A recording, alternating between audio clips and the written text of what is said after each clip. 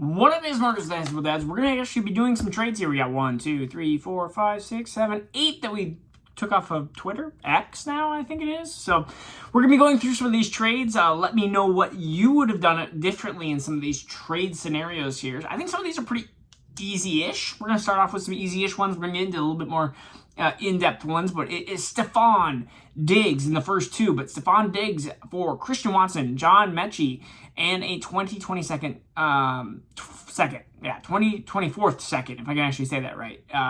So Christian Watson, I'm a little bit lower than most people on Christian Watson. John Mechie, I actually really like him as a deeper sleeper wide receiver, but again, he is, I think, worth a deeper flyer, and I think I would rather have him separate in a different trade, and a second doesn't do me any great here, any much good. So I'm going to take Diggs. I think this is an easy one. I think this is super easy. I don't want Christian Watson. I mean, I do, but not for the value of Stefon Diggs, and Mechie in a second just doesn't give me enough. And you got to come with a bigger, harder hitting player than Christian Watson, or you have to have that second needs to be another really decent player. We're going to talk about a kind of a trade that, again, another one I would decline, but we can talk about maybe a recounter or something of those sorts, because it is Stefon Diggs for Calvin Ridley and Kendrick Miller. Again, Kendrick Miller doesn't do me too much well, and actually a lot of people were responding, I want the Ridley Miller side. Ridley, you have to understand, is basically the age of Stefon Diggs. And so you're looking, I think we forget that because Ridley came into the league, he was just older, and now he's been not playing for the last year or two. He feels like he's still 26, 27, he's just not. And so you have Stefon Diggs versus Ridley and Miller, and we don't know how Ridley's going to come back through this, but we know what Diggs is going to do and produce. So I need Watson and Ridley and Mechie. I think that would be where we're talking. I would probably throw a little bit of something on Diggs' side, but Watson, Mechie, because Mechie's not going to give you much. So Ridley, you have to look at Ridley, the difference between Ridley, who's a wide receiver, 20 in Dynasty, versus a wide receiver 10 in Dynasty. What's that difference? Christian Watson? Maybe Christian Watson. Maybe you have to throw a later second on Diggs' side. That's the type of trade that I want to do. Again, because you are getting that higher elite top 10 wide receiver versus a receiver that is later wide receiver 2. And so that's my thoughts and that's my opinions on that. So the next one is a super flex one, is Anthony Richardson. Oh, the love of Anthony Richardson. And Devontae Smith for Joe Money Burrow. It is so tough trading away the top prospects, or the top players, when you already know what you have. Anthony Richardson is a big, we hope, we wish, we think, there's big risks. There are so many quarterbacks that have been this huge talent, and all of a sudden, they have just fallen off the map. And the Colts with Jim Irsay and all this crazy stuff he's doing, you believe in that front office? I have no idea. I mean, look at Trey Lance. The Trey Lance truthers, even the Justin Fields truthers, you could say that one side was right, one side was wrong. But even if you took this trade and said Joe Burrow and Devontae Smith, which I think is in Anthony Richardson's realm of sphere here, I think you would make that trade. But if you said Trey Lance and Devontae Smith, I mean, you'd be like falling off your horse. So you could win this trade. If you trade for Anthony Richardson and Devontae Smith, you could absolutely lose your butt.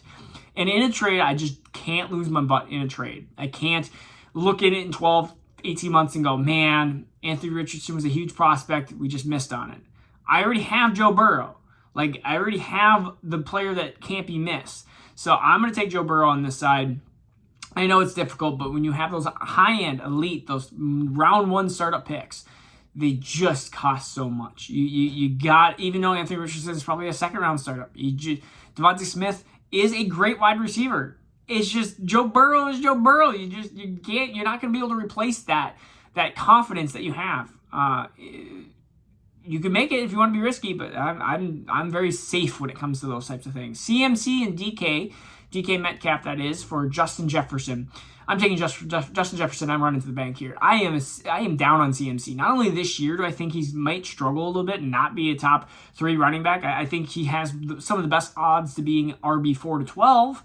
I do think they're going to manage the situation a little bit more with CMC, because he always seems to, if they start to run him too much, he gets hurt. And everyone in San Francisco always gets hurt. I'm sorry, San Francisco, you always do. And DK Metcalf is a good wide receiver, but fantasy-wise, he just has not been that elite tier. And not only that, you have Jackson Smith-Njigba, that is a scary, great wide receiver prospect, at least. And Tyler Lockett's still there hanging around, so I think that this year could be an interesting year. We don't know what Geno's going to do for the long term, so I think that Justin Jefferson is the pick here. The next one we are going to do is Tyreek Hill for Jackson Smith-Njigba. We just talked about it in 2024 first. I love Tyreek Hill, but the end is near on this site, and I think JSN could follow into this Garrett Wilson category. Be in our wide receiver 2. If you're okay with that, with your team construction, that's a big thing, team construction. If you're a win now, Tyreek Hill's probably the right choice. But in majority of situations, I'm going to try to get JSN in that 2024 first, because JSN, I think, is very confidently going to be a wide receiver 2, and then with that wide receiver 1 upside in the next few years, and long-term wise, I think the JSN is going to be a better dynasty prospect or value, or whatever you want to call it. A 2024 first adds that type of confidence that I can take that and package that for another confident wide receiver. You can trade for wide receiver like Davante Adams. Like, you could probably get him in certain leagues for a first. I've seen him go for a first. And so if you're saying JSN and Davante Adams for Tyreek Hill, I think Tyreek Hill and Davante Adams are probably going to have similar, even if you have to give up a first and a second for Davante Adams, or a first and something else that's not JSN, a lesser prospect. I think that you can maneuver ways to get a Davante Adams or somebody else that is a little bit more of a declining prospect. Even Cooper Kupp's been going for some cheaper prices than I was originally kind of shocked for.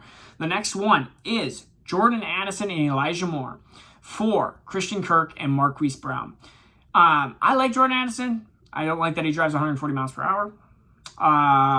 Elijah Moore is a prospect that I liked coming out of college. I don't know what happened in New York, but I've often seen this too many times where a player that looks like a really good prospect, and I would be the first to admit that I thought he was. It looks like he kind of has fizzled out in New York and was not irrelevant. I remember even watching the game in person when he was there, when Minnesota beat the Jets last year, and I was just like, who's that guy? He just seems uninterested. I'm like, oh, that's Elijah Moore. I forgot that he was on that team, because he just disappeared.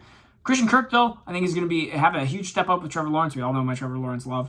And Marquise Brown is going to be the wide receiver 1 there. No DeAndre Hopkins. And yeah, Kyler Murray will come back at some point. I think Marquise Brown, even if they find another wide receiver at some point, I like this trade. So I'll take Christian Kirk and Marquise Brown here. The last one, this is a tough one. Kyler Murray, who is a very interesting prospect. If he stays at Arizona, if they get the first overall pick, they go with Caleb Williams. We don't know. We got Breece Hall recovering from injury. We have Justin Fields, who I like a lot more than Kyler Murray, but we also have Nick Chubb, who I like short-term wise for a year, but again, I don't like it for a long. So you have we have a question mark on quarterback. Kyler Murray has been at times a top 5 quarterback.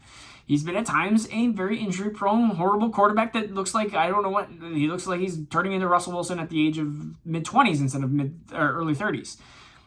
I'm going to take the Kyler and Breece side, though. I like Fields, but he just has the same injury risk prone. If this is Burrow and Chubb, I'm leaning more towards the Burrow and Chubb side.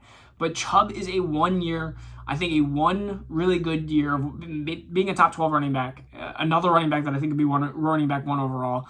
But Chubb, that for this year, and then for next year, I think you're looking at probably him getting into that decline there. And then so Kyler and Breece, I think Breece is again that top 3 running back right now, and then Kyler Murray, you just gotta hope that he comes back. You just hope he comes back. He still has value right now.